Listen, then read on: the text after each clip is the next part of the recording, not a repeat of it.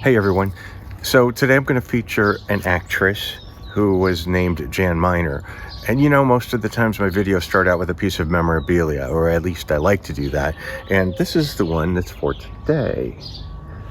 The actress is Jan Miner. Her character was Madge The Manicurist, who was hawking Palmolive dishwashing liquid for decades. You can see she autographed it down here too. So today's story is about Jan Miner. Madge the Manicurist, a beloved American television icon. She was a character that hawked Palmolive dishwashing liquid in television commercials by hurling insults at her customers by mocking the condition of their hands. Madge, why did you decide to become a manicurist? Oh, the usual reasons: romance, adventure, money, thirst for power. And when I see your hands, I wish I were a nurse. But what have you been doing? Shoeing horses? My hands remind you of that sunset, Madge? Yep, red and sinking fast. Madge, meet Frank, my cat. Hello, Frank, my cat. Oh, those hands look like something Frank dragged in. Oh. I've got this nasty hook, Madge. Yeah, and there it is. Hi, Red. My hair's not red, Madge. Your hands are. The actress Jan Miner portrayed Madge as she conned viewers in hundreds of television commercials from 1966 to 1992 as the manicurist whose entire purpose was to quite literally underhand her clients by tricking them into using Palmolive dishwashing soap on their mitts. And by using her product, doing that everyday household chore will make you more beautiful. Her con started after the usual insult, then divulging that she had already tricked them by using the tagline, Oh, what'll I try? Everything, and use Palmolive dishwashing liquid. It softens your hands while you do the dishes. You're soaking in it. Pretty green. You're soaking in it. You know you're soaking in it. It's dishwashing. Try Palmolive dishwashing liquid. You know you're soaking in it. You're soaking in it. In dishwashing liquid? Oh, it's Palmolive. This is the road that leads to the home where Jan Miner spent her final days in Southbury, Connecticut. Southbury is in New Haven County, and Jan lived in what's called Heritage Village. This footage was taken by my buddy Justin Wade. Miner was born in Boston in 1917 to a father who was a dentist and a mother who was an artist. Jan got the acting bug early on. She went to New York and found success in radio. She studied under acting teacher Lee Strasberg and became a success on the stage. When World War II happened, so many male actors were sent to war, and for a female performer, there were more opportunities to excel in show business. Jan did weather and sportscasts in radio, and soon enough was given her own show called A Woman's Point of View that aired on WTIC AM radio that still covers the Hartford, Connecticut area. Miner volunteered to promote the sale of war bonds, which were sold to support the war financially. You'd buy the bond from the government for approximately 50 to 75% of the face value and be able to cash it in for full value when it matures about 10 years later. In June of 1944, Jan performed a skit on stage in which she played the part of a boy who discovers that circus tickets are being given away with the purchase of war bonds because the circus was quite literally coming to town in just 1 month. The Ringling Brothers Barnum and Bailey Circus. Now, the event in 1944 is what sort of started my kind of research on Jan Miner. And another thing that I found that's now in our collection is this. This is a Christmas card that was sent by Jan Miner to someone else. I think it's like it was a response to a fan letter. So I just like this card because it was written to someone, Oscar, Corrine, actually. I'm not quite sure why it's addressed to Oscar. Mrs. Oh, yeah, that's when women used to be called by their husband's name. Mrs. Oscar as opposed to Corrine Oscar. But anyway, yes, Corrine, I was with WTIC for a year or two doing something's program. I loved Hartford. What a memory you have. Fondly, Jan. So when Jan Miner was working for WTIC is when the Hartford Circus fire happened. On July 6th of 1944, Jan was working on her radio show at WTIC. As a promotion, the station was sending a group of 16 youngsters and 2 teachers from a local elementary school to see a performance of The Greatest Show on Earth. The show started at 2:15 and the lucky group were escorted by Jan Miner herself. This is the location today of where the circus tent stood. The audience of approximately 7,000 people were predominantly women and children. Jan said, "I remember it was so hot in the tent, and I was thinking, I have my show to write. The day was the hottest in the tent I've ever sat through. It was suffocating. I said, listen, fellas, I don't know what I'm doing here. I have a program this afternoon, and I haven't put it together, so if you'll excuse me, I'm going to leave now and get that ready." Then Jan made a remark that would haunt her for the rest of her life. "I hope the kids don't melt." Before the tents were erected, workers leveled out the dirt underneath them with hay and wood shavings, basically kindling. The tent wasn't fireproof, but it was waterproofed using paraffin wax mixed with thousands of gallons of gasoline and painted onto the surface of the tent, the canvas of the tent. So it was just a bomb. They were watching the circus in a matchbox. That afternoon, the Lions had just finished performing. The famous Flying Wallendas were just starting up when the band leader, Merle Evans, caught sight of a flame. He may have been the first to notice it. He directed the band to start playing Stars and Stripes Forever, which is a circus distress code known only to other circus employees, just to alert them something was going on. By the time the public got wind of what was going on, they got very restless, and the ringmaster urged the audience not to panic.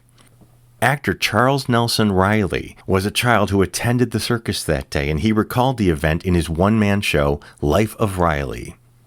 And this beautiful acrobat with a headdress of yellow feathers, when she stepped on the wire, Donald screamed, "Fire! Fire!"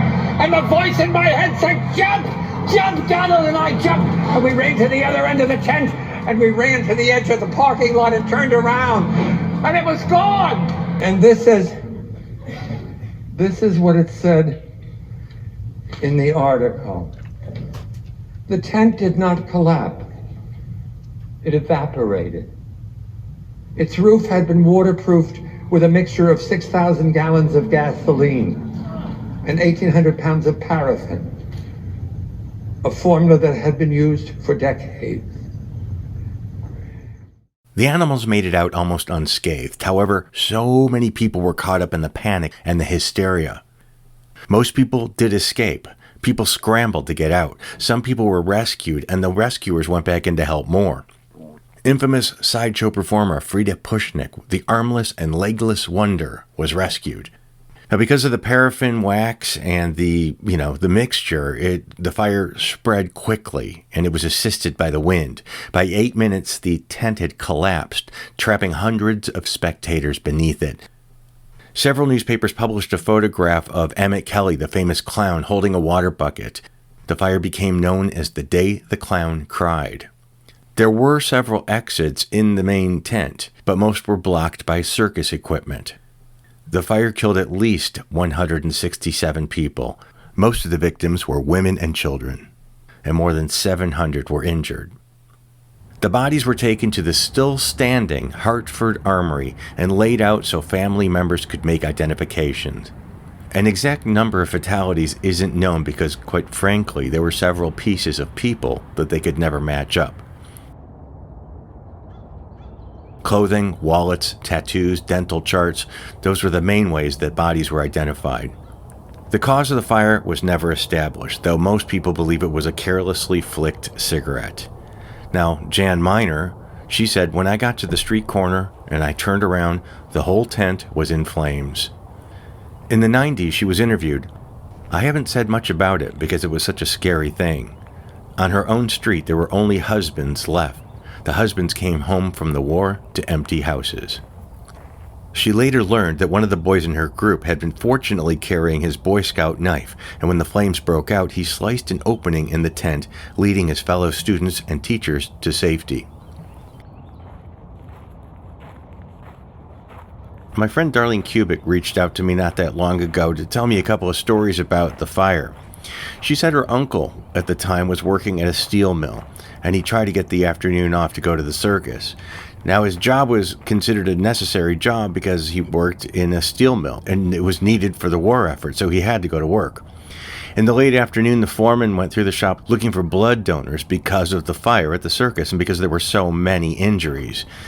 She said, "My uncle felt both relief and guilt that he hadn't been there because he thought he might have been able to help evacuate people from the tent." In the early 90s, she says, I was a social worker at a large nursing facility. I was at the nursing station working on charts. The nurse sitting next to me was looking at the admissions list for the facility. She said, "I'll be right back." When she came back, she explained that she was a student nurse on the day of the fire, and hers was one of the hospitals the wounded were taken. While she was going through the admissions list, she noticed the name of the surgeon she had been paired with on that day. She went to the surgeon, and when she mentioned the fire, he focused on her and said, "That was a horrible day. The wounded kept coming. I don't know how many survived." And he went back to work.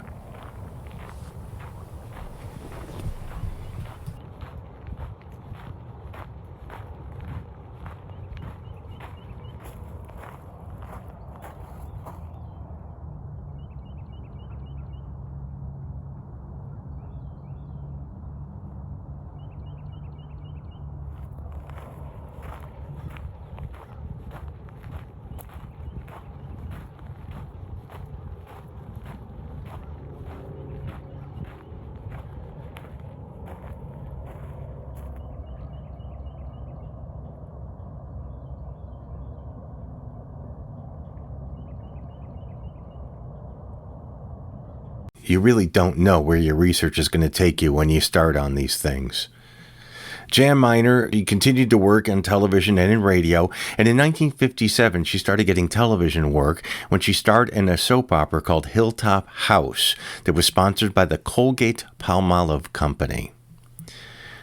She claimed that she hated churning out so much television, churned out in such a short period of time. She said to her agent, "For God's sake, get me a commercial." I guess that was easy money. She said all the other girls were young and pretty, and I figured they must be looking for that type. But I was used to auditions, and I sat there figuring out a way to outdo the other applicants. Then it dawned on me that the fact that I was the only older woman auditioning could be turned to my favor. She was cast as Madge. Oh, here's just the prescription. It's new Palmolive dishwashing liquid. I use it to soften hands. Dishwashing liquid? Yes, it softens hands. Oh, it must be mild. Palmolive it's more than just mild. Here's a bottle of Palmolive dishwashing liquid, or washing up liquid, that they sell nowadays. And it looks still pretty much the way it did when she was hawking it. Now, the Colgate-Palmolive Company used to be a sponsor of Hilltop House, which was Jan Miner's soap opera that she was on in 1957. And then she was hired in 1966 to be Madge. Now, the Palmolive Company was a brand of products produced by Colgate-Palmolive. It's 125 years old, the company. And Palmolive is actually means, it was originally coconut, palm, and olive oils. And I thought it'd be kind of fun to point out what's in it now, which is sodium lauryl sulfate, sodium alkyl sulfate, sodium dodibenzylsulfonate, lauramidopropyl benzene, lactic acid. I don't see olive oil. I don't see palm. And I certainly don't see coconut. But there you are. Jan Miner's Madge became an advertising icon, much like Nancy Walker's Rosie for Bounty paper towels, Dick Wilson as Mr. Whipple for Charmin, Don't Squeeze the Charmin, and Jane Withers as Josephine the Plumber for Comet scouring powder. And according to one obituary, the Guinness Book of World Records recognized Madge as the longest-running character in television history.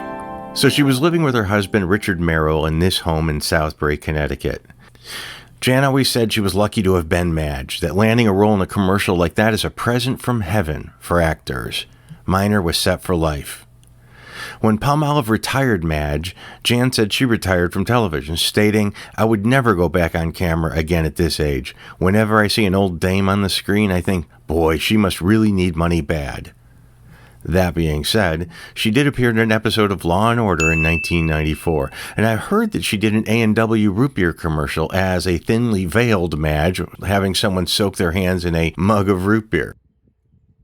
Oh, and she also appeared in the movie Mermaids as the Mother Superior in 1990.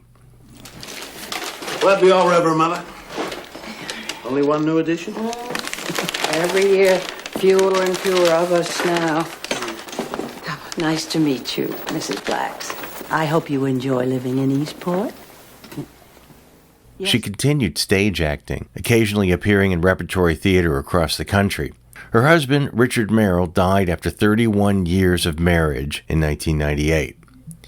Now, towards the end, Jan suffered from dementia and ultimately ended up in the Bethel Health Care Facility. Their campus includes skilled nursing care, short-term rehabilitation, dementia care, assisted living services, and outpatient rehabilitation. It was there that she died on Sunday, February 15th, 2004. Her cause of death was pneumonia. She was 86 years old. Her body was taken to the Charter Oak Crematory and cremated on the 18th of February 2004.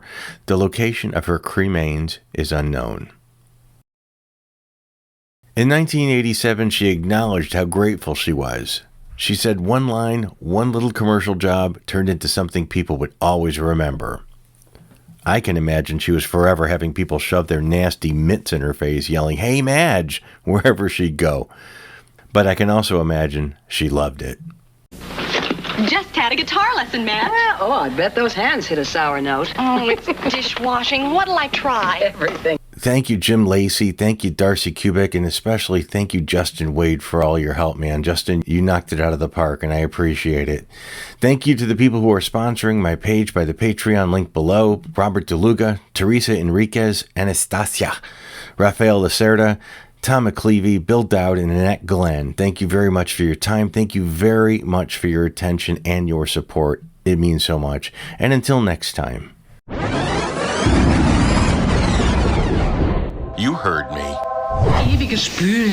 Aber dafür gibt es doch Palmolive. Sie baden gerade Ihre Hände drin. In Geschirrspülmittel? In Palmolive mit natürlichem Protein.